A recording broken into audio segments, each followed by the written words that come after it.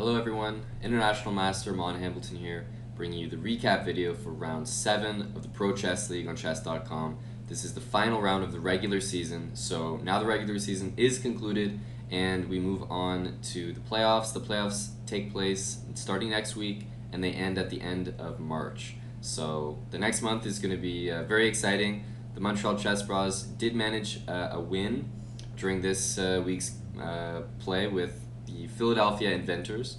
So we finished on top of the Atlantic Division, and that means we do get a bye going into the playoffs. But we'll get to more on that at the end of the video. For now, we want to take a look at our very narrow victory, 8.5 to 7.5 over the Philadelphia Inventors, a tough team who is leading the Atlantic Division for a large part of the Pro Chess League. And without further ado, let's get into the games. First of all, we have to mention that the Chessbrahs used a brand new player, Raven Sturt, who's rated about 2430, and I think the IM title is more just a formality for him. He is technically untitled, but clearly far above FM strength, and definitely has 2 to 3 IM norms under his belt. I'm not exactly sure the specifics, but clearly a very good player and a guy that we wanted to test out right before the playoffs to see if he might be of more use. Raven Sturt comes in with a bang. Round 1, he's playing Andrei Volk, first board for the Philadelphia Inventors, and if this game doesn't go up for Game of the Week, then something's wrong. This game has been an absolute fireworks show so far. Black sacrificed a piece for a big attack. He's got a huge pawn mass in the center. He just played the move Queen f7 in order to stop the move Knight d5 when White's knight would enter the attack. So White plays the move Rook g7, which is quite logical, but after Queen f5, suddenly, if the king goes to a1, the knight comes in with check, and maybe the rook comes into c1, and all of a sudden there's Queen b1 checkmating ideas. If the king goes to a2, which is what was played, then all of a sudden Queen e6, and you have to be careful not to avoid a perpetual. Raven decided to avoid the perpetual in the most creative way by playing the stunning Bishop c4. The bishop can be taken, of course, and it has to be, but now after King b1 there's no Queen d3 check, and White is threatening simply Rook takes h7 and Queen g7 mate. So Rook g8, stopping that idea. Now Queen g5, renewing the threat, takes, and Queen h5 is now the threat. Queen e6, stopping that, with the idea of Queen h6 to block, but now, since the Queen needs to cover h6, this knight can finally enter the game. Knight d5, and after h6, Black is running out of defensive ideas. He comes up with a very cute finish, knight to f6, giving up the entire queen for checkmate on h7, and of course nothing in the position can be taken, so Black actually resigned here. So Raven comes in, beats the board 1 as our board 4, and that was a huge result. In the first round, I think we won 3.5 to half. So we started off with a very big lead over Philadelphia, but it started to even up as the match went on. Moving on, Eric Hansen scored 3.5 points for the Chessbrahs this week. He was playing board 1. We didn't have any of our 2,700 plus players playing this week. A few of them busy in other tournaments or commitments, but Eric Hansen, assuming the mantle of board 1 for the Chessbrahs, scored 3.5 this week, undefeated, and this was only one of his nice games this week.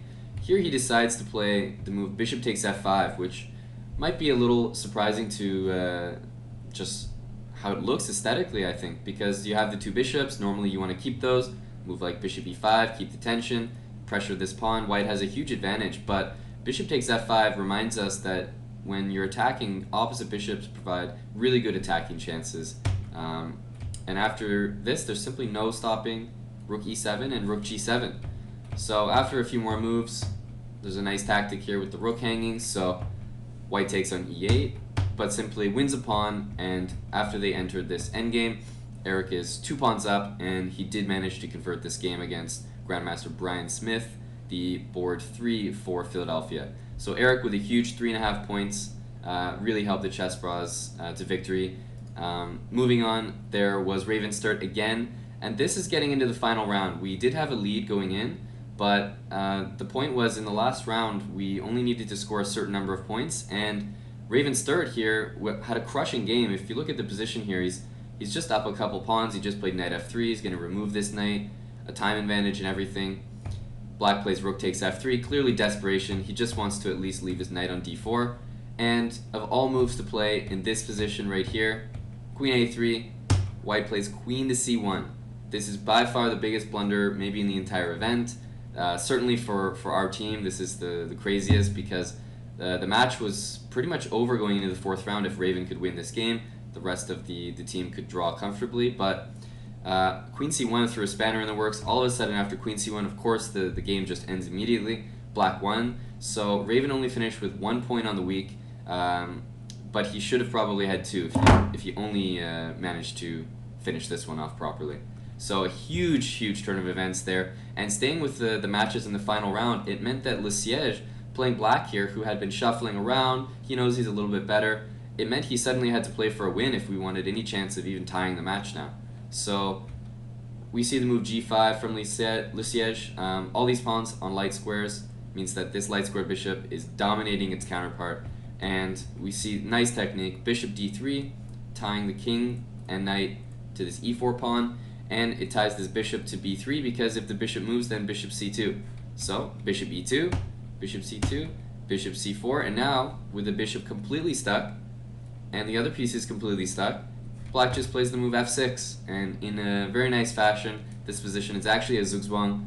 If the king moves, this pawn falls. If the bishop moves, this pawn falls. Of course, white had to give up something, and the rest of the endgame was just a matter of technique, which Alexander Le Siege was up to the task. Coming through with this win in the final round was huge. That pretty much decided the match. Le Siege finished with 2.5 out of 4 for the week. A very good result for him. Also in the last round, Eric only really needed to draw, but after the queen hang, all of a sudden things really changed, and as black here, you know, things might peter out to a draw, but he definitely wanted to keep some winning chances alive. So in this endgame here, if white doesn't have this pawn, this is actually a theoretical position where you just play rook a5 and that position is just a draw, but sometimes having extra material, even if it's superfluous, is actually the reason that we trick ourselves, we trick our own brains. Maybe white didn't realize this was just a standard draw because he plays rook e5, which is quite strange. There's no checks here. And after f3, h5, and a few more moves, white is playing too much with his pawn. He basically needs to play the position as if this pawn didn't exist and just go for the standard drawing technique. But pushing the pawn too far up the board, all of a sudden a nice move, rook g6, cuts the king and rook off, and now white can't do anything about king to g1 and f1 queens with check. So after h7, king g1, white realized if he queens, black simply queens with check, and so played this move, but that's just desperation, and now an easy win. So Eric Hansen came through also with a victory in the last round. As I said, 3.5 for Hansen, 2.5 for Le Siege. Myself, I scored 1.5 out of 4 for the week. I managed to win against international master Tom Bartel, 4th board for Philadelphia. I managed to draw against the Sergei Ehrenberg, 2nd board, but only 1.5 on the week for me and 1 point from our board 4. So we did eke out the match 8.5 to 7.5, but big performance by the top 2 boards for the Chessbrahs this week. And a huge upset, Raven's 3rd board 4 beating the board 1 for Philadelphia in a very nice game. So Montreal finished atop the table in the Atlantic Division with 6 wins and 1 loss out of the 7 weeks of play. This means that we have a bye for the playoffs. So the first round of the playoffs is March 1st, that's next week. Montreal Chessbrahs have a bye for this week. We skip this round and we play the winner of the Montclair Sopranos and the Philadelphia Inventors. So we could play Philadelphia again after just playing them in this round, depending on if they win or not. But we've never played Montclair, so that would also be an interesting match. Nevertheless, tune in next week to find out who wins between Montclair and Philadelphia. The winner is who we're going to play the following week, March 8th. Time still to be determined. Miodrag Perunovic, as you guys know, is going to be providing the commentary as usual. You can find all the commentary videos on our YouTube. But that's it, guys. We're looking to go the distance in the playoffs. We're going to have a lot of guys ready to play during the playoff matches, but everything concludes in March. So all the playoff games get played during the month of March.